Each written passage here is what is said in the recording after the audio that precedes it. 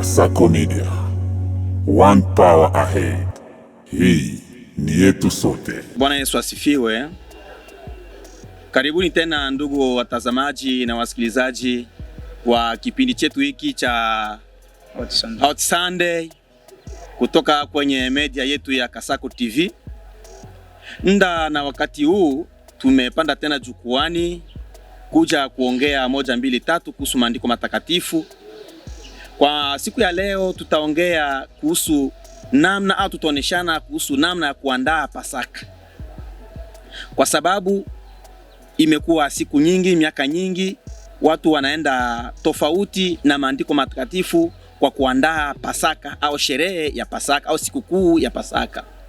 Ndio maana nimepata fursa kwa siku ya leo kuja kuonesha watu kadiri maandiko matakatifu yanatuambia namna tunapaswa kuandaa Pasaka. Kwa hiyo bila kuponda muda, tutasi msomaji tufungulie kitabu cha Luka, kitabu cha Marko. Ndio, Marko 14. Marko 14. 12.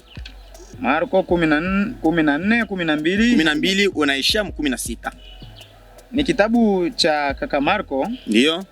14, 12 tunaishia 16. Okay. 12 nasema. Ndio. Hata siku ya kwanza ya mikate isiyo chachwa. Maandiko yanasema hivi. Kwanza kichwa inasema siku ya kuandaa Pasaka. Maandiko yanasema sasa siku ya kwanza ya mikate isiyotiwa chachu. Ndio tunarudilia kwa kichwa. Ndio. Matayarisho ya Pasaka. Haleluya. Maandiko yanatuambia matayarisho ya Pasaka. Ndio tusikie sasa namna tunapaswa andaa Pasaka. Ndio, 12. 12 kasema. Hata siku ya kwanza ya mikate isiyowekwa chachu. Hata siku, yani unapaswa andaa Pasaka yako musiku ya kwanza na iwe na mikate isiyotiwa chachu. Wakati walipoua mwana kondoo, usiku hiyo mutaua mwana kondoo wa Pasaka. Ndio. Wanafunzi wake wakamwambia. Ndo wanafunzi wakamwendea Yesu wakamuuliza, unataka twende wapi kutengeneza pahali upate kula karamu ya Pasaka? Ndo hiyo siku ya kwanza ya juma ya mikate isiyotiwa chachu. Wanafunzi wakamwendea Yesu wakamuuliza, mwalimu, unataka tukuandalie Pasaka sehemu gani? Nataka twende wapi kutengeneza pahali upate kula karamu ya Pasaka? Sasa cha ajabu kinachoshangaza, sisi wanadamu au makanisa nyingine wakati wanapoandaa sherehe ya sikukuu ya Pasaka huwa hawaulize Yesu. Yani wakati unataka andaa sherehe yako ya Pasaka, muendee kwanza mwalimu umuulize, ili mwalimu akupe maelekezo. Mwalimu akakupa maelekezo ndio utajua namna ya kuandaa sherehe ya Pasaka. Mwalimu akawajibu je? Akatuma wawili wa wanafunzi. Ndio. Akawaambia, kwendeni mjini. Ndio. Na mwanamume atakapoingia mumwambie, na mwanamume atakutana nanyi anayechukua chungu cha maji, mumfuate. Hapo Yesu akaita wanafunzi wake wale 12. Ndio. Ndo akawapa maelekezo. Kwa kuniandalia mimi Pasaka, nendeni mjini. Kule mjini mtakutana na mwanamume ambaye amebeba mtungi. Maandiko mengine, Biblia nyingine inasema mtungi wa maji kichwani. Ndio. Mkishamuona mumfuate. Mkishamfuata na mahali atakapoingia mumwambie mwenye nyumba, mwalimu anasema, wapi chumba changu cha wageni, pahali nitakapokula karamu ya Pasaka pamoja na nyumba. Ndo hapo sasa mkishamuona yule mtu ambaye amebeba mtungi wa maji kichwani, mumfuate. Na mahali atakapoingia mumwambia kwamba mwalimu anatutuma utuoneshe sehemu ya kuandaa Pasaka. Mwalimu anasema, wapi chumba changu cha wageni? Ndio. Pahali nitakapokula karamu ya Pasaka pamoja na wanafunzi wangu? Ndio. Ndo atawaonesha ile chumba, na wakati atakapoonyesha ile chumba ndo watakiandaa na kile chumba kinakuwa tayari. Sasa cha ajabu, sisi makanisa nyingine au sisi ambao tunaenda kombo na maandiko matakatifu huwa hatufanye hivi. Tunaandaa tu Pasaka, tutaikaa chini ya miti kwenye kibanda fulani. Hapana. Kwa kuandaa Pasaka huwa watu wanapewa maelekezo, na maelekezo yanatoka kwa nani? Kwa Yesu Kristu. Ndio anawapa wanafunzi wake wafanye maelekezo ya kuandaa nini? Pasaka. Ndio ule Bwana akawaambiaje? Naye atawaonyesha ninyi chumba kikubwa juu ya nyumba kilichotandikwa tayari. Ndio kule mutatengenezea. Wanafunzi wakatoka wakakwenda mjini. Ndio wakaona kama alivyowaambia, wakatengeneza Pasaka. Hivyo walishika hiyo maagizo. Wakati walipoambiwa na mwalimu au na Yesu Kristu, wale wanafunzi wawili wakaenda mjini, na kweli wakati walipofika mjini wakaona ule mwanaume ambaye amebeba mtungi wa maji kichwani, wakamfuata. Na wakati walipomfuata wakaingia katika chumba cha gorofa. Ule mwanaume akawaonesha sehemu ya kuandaa Pasaka, na wakaandaa sehemu ambayo ilikuwa tayari kwa kuandaa sherehe ya nini? Ya Pasaka. Wakaandaa ile sehemu. Sasa kwa sisi ambao watu huko hapa chini ya jua atufanye hivyo. Ndio maana nimepata hiyo fursa ya kuja kuambia watu namna ya kuandaa nini? Pasaka. Kwa sababu nimeona kwamba tumeenda kombo au tunaenda tofauti na maandiko matakatifu kwa kuandaa sherehe ya Pasaka. Ndio wakafanyaje? Tunaishia ngapi? Tumeshafika 16. 16? Ndio. Inaomba sasa kwa kuandaa Pasaka, inaomba kwanza umwendee Yesu. Yesu akupe maelekezo, wewe ambao unajidai kuwa mwanafunzi wa nani? Wa Yesu. Wakati unapotaka kuandaa sherehe ya Pasaka, umwendee kwanza Yesu, akupe maelekezo.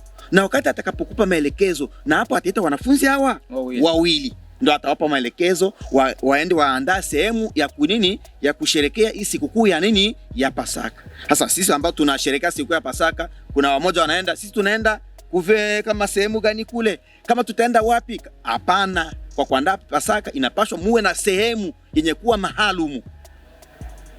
Sasa tusikie sasa kwa kuandaa hiyo Pasaka, vitu vingapi ambavyo vitu fulani ambavyo vinahitajika kwa kuandaa hiyo Pasaka. Ndio. Kitabu cha Kutoka. Kitabu cha Musa, kitabu cha pili. Ndio. Ambacho ndio kitabu cha Kutoka. Kutoka 12. Kutoka 12. Kutoka 12 unasoma 3. Kutoka 12:3 hadi 11 unafunga kitabu. Kutoka 12 3 hadi 11. Hadi 11. Ndio. Tusikie sasa vitu ambavyo vinahitajika kwa kuandaa Pasaka. Tuishaona sehemu au namna ya kuandaa Pasaka. Sasa tuangalie vitu ambavyo vinahitajika kwa kuandaa Pasaka, na kweli kama tunavitimiza. Maandiko inasema nini? Okay, ni kitabu cha pili cha Musa ambacho kinachoitwa Kutoka, sura yake ya 12, tunaanza 3 mpaka 11. 3 inasemaje? Ndio. Semeni kwa kusanyiko lote la Israeli mkisema, kwa siku ya 10 ya mwezi huu watajitwalia kila mtu mwana kondoo sawasawa na nyumba za baba zao. Ndio. Maandiko yanasema hivi. Kwa kuandaa Pasaka nasema kuna vitu ambavyo vinahitajika. Ndo maandiko yanasema hivi, uambie wana wa Israeli wote musiku ya 10 ya mwezi wa kwanza. Semeni kwa kusanyiko lote la Israeli mkisema, mkisema nini? Kwa siku ya 10 ya mwezi huu watajitwalia kila mtu mwana kondoo sawasawa na nyumba za baba zao. Sasa tuangalie maandiko yanasema, tuambie wana wa Israeli wote, tuambie mataifa yote, mkuandaa Pasaka mutariki 10 ya mwezi. Ndo mwende mukila nyumba wana wa Israeli wajitwalie mwana kondoo sawasawa na nyumba na nyumba au sawasawa na hesabu. Ndio kile maandiko anasema, sawasawa na hesabu ya wana wa Israeli ndani ya kila nyumba. Mwana kondoo kwa kila nyumba. Mutatoa mwana kondoo umoja ndani ya kila nyumba. Na huyo mwana kondoo atakuwa tena mwana kondoo dume. Yani kama nyumba zipo 20, kondoo 20. Sasa tuangalie kwa siku ya leo, sisi ambao tunasherehekea sherehe ya Pasaka, tunafanya hivi? Kwa kuandaa Pasaka kweli kweli tunakamata kila nyumba ya wana wa Israeli kondoo dume, na tunajiita Waisraeli wa kiroho, na tunasema kwamba sisi ndio Waisraeli. Kweli kweli tunatimiza maandiko matakatifu gisi Mungu alivyoandika. Ndio hapo tunaonekana kwamba tunaenda kombo, tunaenda tofauti na maandiko matakatifu. Maandiko ikasema nini? 4. Na ikiwa kama watu wa nyumba ni wachache kwa mwana kondoo, ndio halafu yeye na jirani yake kando ya nyumba yake watatwaa mmoja kwa kadiri ya hesabu ya watu. Maandiko yako wazi yanasema hivi, ile mkishachukua kila kondoo mkila nyumba ya wana wa Israeli, ikaonekana kwamba hesabu ya watu ndani ya nyumba ni ndogo, inahitaji hata muite hata majirani, mukachukua ile mwana kondoo ili mukamle. Kweli kweli tunafanya hivyo. Ukasikia kwamba ni kama ni nani ile banaandaa sherehe ya Pasaka, ni wao kwa wao tu, hawatataka kuita hata jirani, tukaita zehebu nyingine. Sisi na wale atuongeaki. Kweli kweli utajita wewe ni Mwisraeli wa kweli? So unaenda tofauti na maandiko matakatifu. Kwa kadiri ya kula kwa kila mtu mutahesabu mwana kondoo. Samani? Na ikiwa kama watu wa nyumba ni wachache kwa mwana kondoo, halafu yeye na jirani yake kando ya nyumba yake watatwaa mmoja kwa kadiri ya hesabu ya watu, kwa kadiri ya kula kwa kila mtu mutahesabiwa mwana kondoo. Maandiko anasema hivi, au kitabu kingine kinasema hivi, wakati mnapochukua mwana kondoo mnamchinja, mnamkula, mkiona hesabu ya wana wa Israeli ni wachache kwa kumaliza yule mwana kondoo, inahitaji muita hata majirani ili mufanye nini? Mumle ule mwana kondoo mukamalize. Sasa ndo pale nimewauliza ndugu wasikilizaji na watazamaji, kweli kweli haya madhehebu nyingine kwa kuandaa hiyo sherehe ya Pasaka, kweli kweli wanaita majirani wakati wanapokula huyo mwana kondoo? Jibu najua ni la, wanajipendelea. Kweli kweli wakishajipendelea, hapo tutasema kweli hao ni Waisraeli au wanatimiza maandiko matakatifu? La hasha. Utakutana kwamba tunaenda kinyume na maandiko matakatifu. Tunashindwa kutimiza mapenzi ya Mungu kadri alivyotuambia kuandaa nini sherehe au sikukuu ya Pasaka. Twende na maandiko. 5. Mwana kondoo yenu atakuwa pasipo kilema. Tena mwana kondoo atakuwa mwana kondoo mwenye hana yani tatizo hata moja, hata kuwa na kilema. Dume ya mwaka wa kwanza, tena atakuwa dume mwenye aisha eneza mwaka huu mwaka umoja. Mutamtwaa katika kondoo au katika mbuzi. Sasa wakati munaenda toa huu mwana kondoo, munaweza kosa mwana kondoo, munaweza kimbilia hata kwa mwana mbuzi. Msibakilie tu kwa kuchinja ni mwana kondoo, hapana. Pale wanasema ni aina mbili za nyama, kuna kondoo na mbuzi.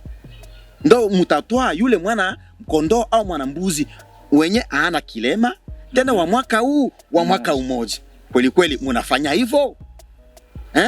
Sasa twende kule, utakutanisha pale ya kuchinja mwana kondoo au mwana mbuzi, wao wanachinja mangombe. Utakutanisha sasa kwenye sherehe ya Pasaka, kwa kuandaa ile chakula ya Pasaka, mangombe ndio nayala pale.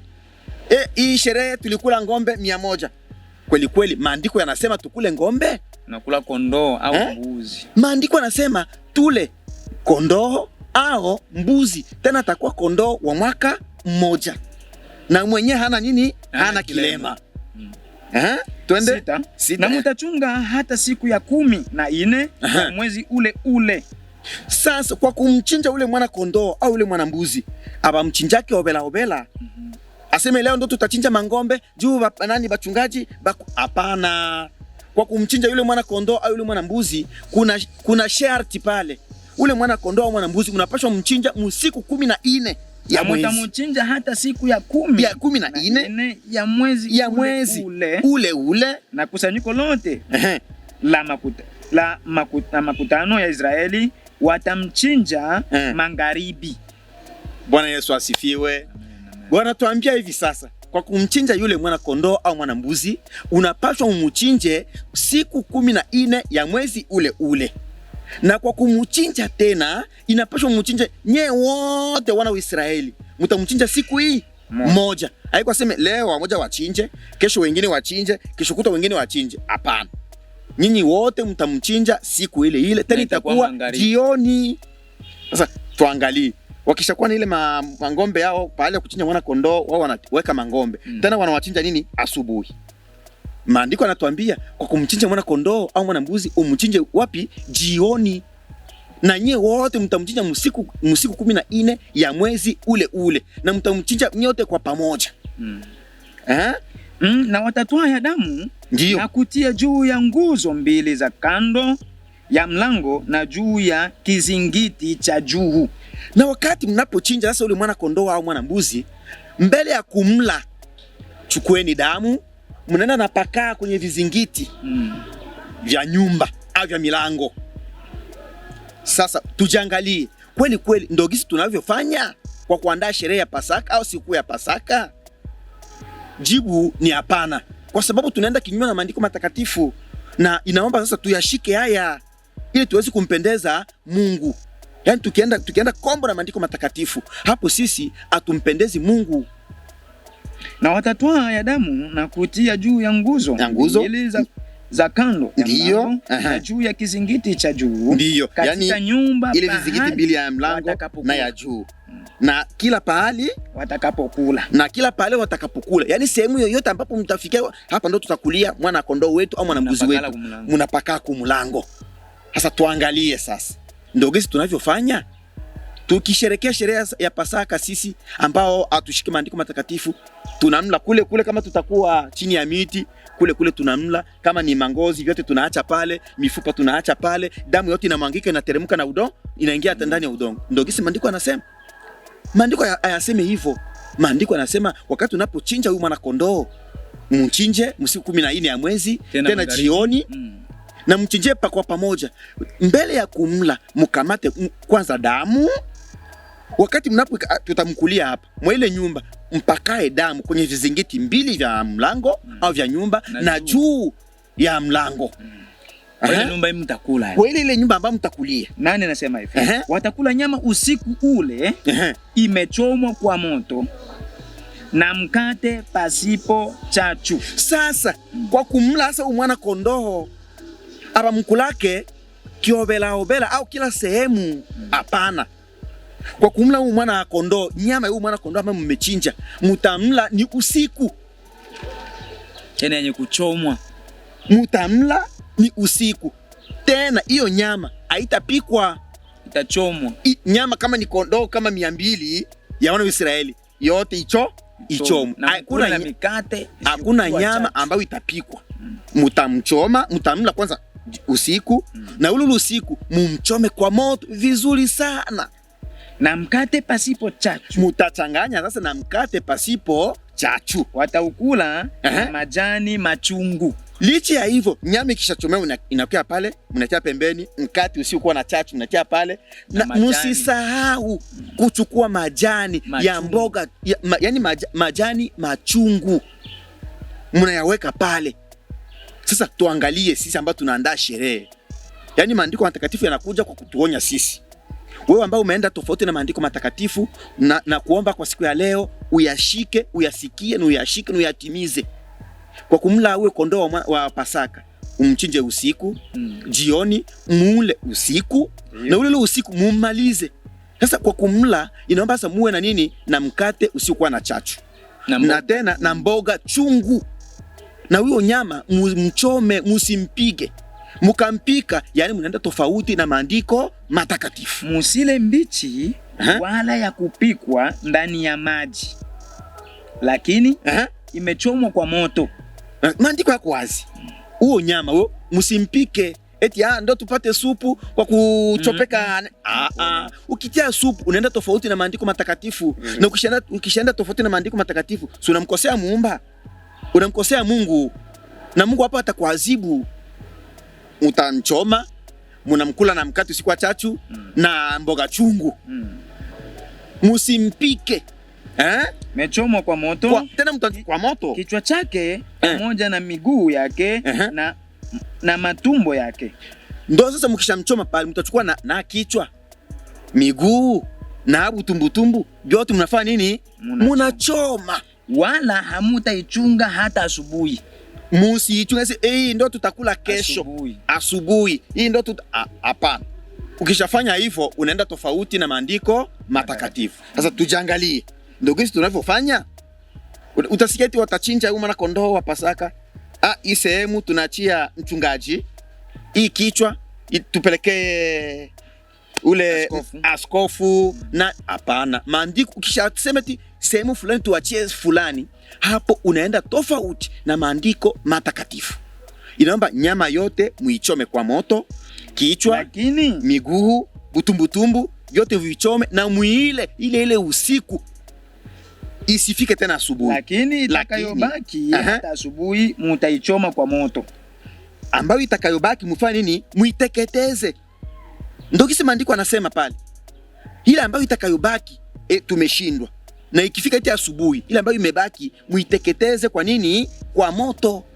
Kwa sababu wana wa Israeli wao wanakula nyama, wana kondoo wa Pasaka ni usiku. Ikifika asubuhi ile inayobaki muiteketeze kwa moto. Na mtaikula hivi. Ndio. Na viuno vyenu vimekwisha kufungwa viatu vyenu. Sasa wakati muisha andaa kila kitu. Wakati ya kula sasa. Viuno vyenu. Wakati ya kula kiuno vimekwisha kufungwa. Ufunge kamba mkiuno. Viatu vyenu kwa miguu yenu. Funga kiatu kwa mguu. Na fimbo yenu mkononi mwenu. Na wakati utakuwa na fimbo mkononi. Mutaikula kwa haraka, ni Pasaka ya Bwana. Na utamkula kwa haraka, yani mbio mbio utamkula haraka, yani mbio mbio bila kusita. Ukifanya hivyo ndio utakuwa unafanya nini? Unaandaa Pasaka ya nani? Ya Bwana. Alafu ndugu wasikilizaji na watazamaji wa kipindi chetu hichi cha Hot Sunday kutoka kwenye media yetu ya Kasako TV, leo tulipenda kuwazungumzia kuhusu namna ya kuandaa Pasaka. Tuliona ya kwamba mkuandaa Pasaka inahitaji kwanza umwendee Yesu. Yesu akupe maelekezo. Nyinyi wanafunzi wake, sisi ambao tunajiita ni wanafunzi wa Yesu, tunapaswa tupewe kwanza maelekezo kwa kuandaa sikukuu ya Pasaka. Na wakati mwishapewa maelekezo ndo mtaingia sasa kwa chakula ambao mnapaswa kula ndani ya ile Pasaka, ile sherehe yenu. Mtakamata mwana kondoo au mwana mbuzi asiyekuwa na kilema wa mwaka umoja ndani ya kila nyumba ya mwana wa Israeli. Yaani mtachukua kadiri hesabu ya watu. Na huyo mnyama ikionekana kwamba watu ni wachache, mnapaswa kuita hata wajirani na mnamkula, mnamchoma kwa moto. Msimpike kwa maji. Mnaandaa mboga chungu, mkate usikuwa na chachu. Na wakati mnapokula mnataka kula sasa ile nyama, inapaswa kwanza ujifunge kamba yako mkiuno au kiunoni, unafunga kiato chako mguuni na unakuwa na fimbo mkononi, ndio unaanza kula hiyo nyama ya nani? Ya mwana kondoo au mwana mbuzi. Na hiyo ndio wanasema kwamba hii ndio Pasaka ya Bwana. Na mkifanya hivyo, hapo ndio Mungu anafanya nini? Vema kusema kwamba hawa wameandaa nini? Sherehe au wameandaa Pasaka ya Bwana. Sasa hivyo ndugu zangu, ndio maana tulipenda tuwaonyeshe namna ya kuandaa Pasaka ya Bwana, kwa sababu imeonekana kwamba tunaenda kinyume na maandiko matakatifu. Na naweza wasihi, naweza waomba tuyashike maandiko matakatifu. Ina maana tukishika maandiko matakatifu, hapo tutakuwa tumetimiza mapenzi ya Mungu. Na tukitimiza mapenzi ya Mungu, najua lolote ambalo tutakalofanya, najua Mungu atatusikia na atatuelewa. Kwa hiyo hayo ni machache ambayo tulipenda kuonyesha, yapite kwenu na kwangu. Ni mjini Yesu Kristo. Amina. Amen. Kasako Media, one power ahead. Hii ni yetu sote.